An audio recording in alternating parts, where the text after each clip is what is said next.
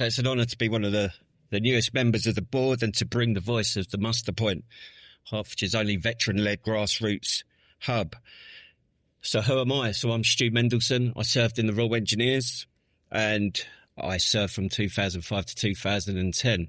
I deployed on Op Herrick 11, which was Afghanistan in 2009. 2009 was the bloodiest year for British forces since the Falklands. I think we lost 109 men and women that year. And I was on patrol in Afghanistan and I got blown up by an IED, was blind for several weeks after and resulted in me losing my right eye. And I went from the front line of Afghanistan, Nadi Ali. It's one of the most kinetic places in Afghanistan at the time, to being a civilian in 6 months. I didn't get any support. I stood in front of a med board and got told to soldier on. And as you can imagine, when I left the army, I was angry, resentful, and carrying a lot of unrecognised trauma. I fell into drug and alcohol addiction, all while presenting a strong, successful and happy exterior. Inside I was broken, confused and ashamed. I reached out for help. I went to my GP. I was always open and honest. I reached out to some of the big organisations and I was told, either we can't help you, I had the door closed on me, go get help somewhere else. And this carried on for many years until I found a residential rehab in Liverpool called Tom Harrison House, which is specifically for veterans and blue light services. And I realised I'm currently 2.5 years clean and sober. And I realised then that I wanted to give back and that my story actually had meaning and value. And I made a promise to myself that I would fight to ensure no veteran ever has to face what I went through, or at least do my best. So I started volunteering at CGL, giving back, and this then led on to paid employment, which I now work 2 days a week supporting veterans within the drug and alcohol service. And it was through this role at CGL I met Steve here, who is the co-founder of the Muster Point and also a SAFA rep, would you call it? Caseworker, sorry. And interestingly, I met Steve 12 months ago this week. And we realised that there's over 2,000 veterans in Stevenage and over 25,000 in Hertfordshire, but there was no hub in Stevenage. There was no sort of support network. So we met with Councillor Claire Paris, and on the 14th of January this year, the Muster Point started. So we are a breakfast hub, but also a hub to direct to other organisations. Most of all, we are a band of brothers and sisters that, like our motto, Fideles ad finem, are faithful until the end.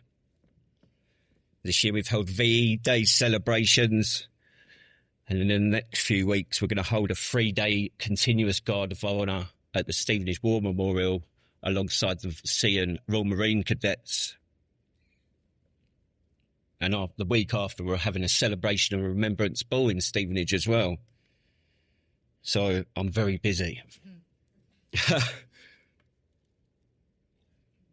We've also built good relationships with Stevenage Borough Council and our local MP, Kevin Bonavia. We've been to Parliament, speaking at the Armed Forces Community APPG. We met the former Veterans Minister Al Carnes and discussed at length Valour, which is why, to my disappointment, Valour is on hold. But the biggest story, the biggest success this year has been one of our veterans who attended his first Muster Point. He had his own flask with his brew in it, and he had a lunchbox with sandwiches. Steve and I said, "Oh, do you want a brew, mate?" He said, "No, don't trust it."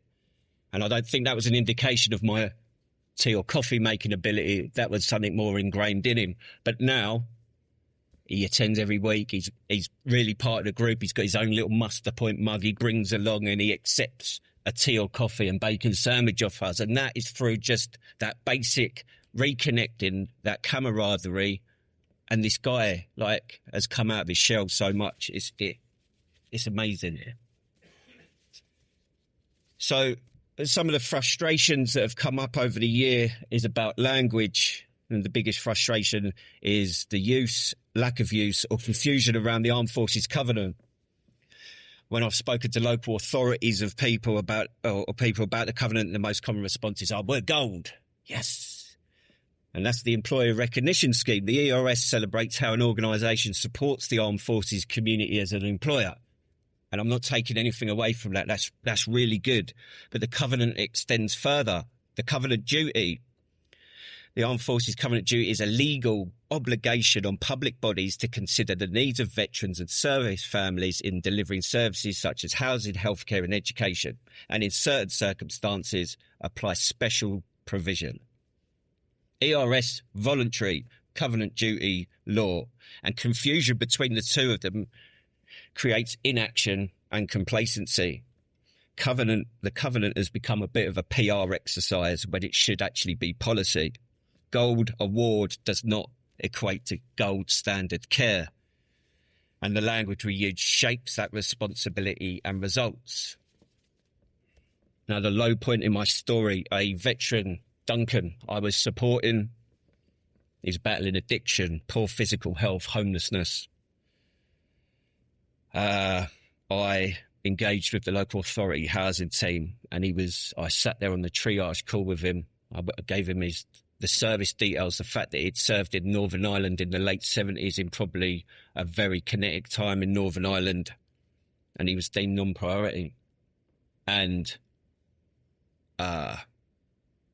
sadly, he took his own life. Now, what's come out of that is positive. So working with Stevenage Borough Council, I shared the Covenant Toolkit and free e-learning, which was commissioned by the Covenant Trust. So there's e-learning modules for frontline workers out there, free of charge.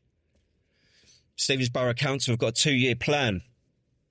Alongside their elected armed forces champion, they've got lead officers and an entire group that meet, I believe it's every other week at the moment, to come up and get this plan together.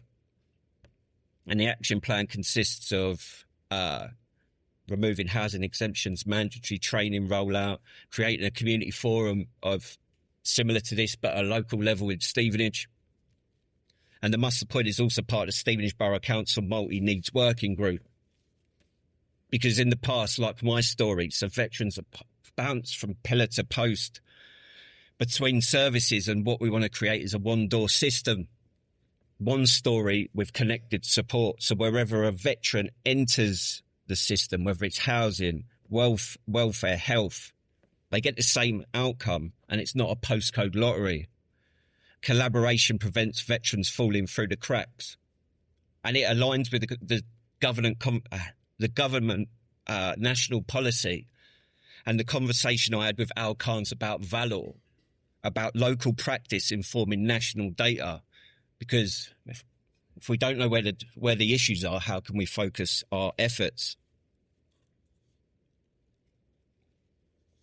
So my ask today, or being part of the board, is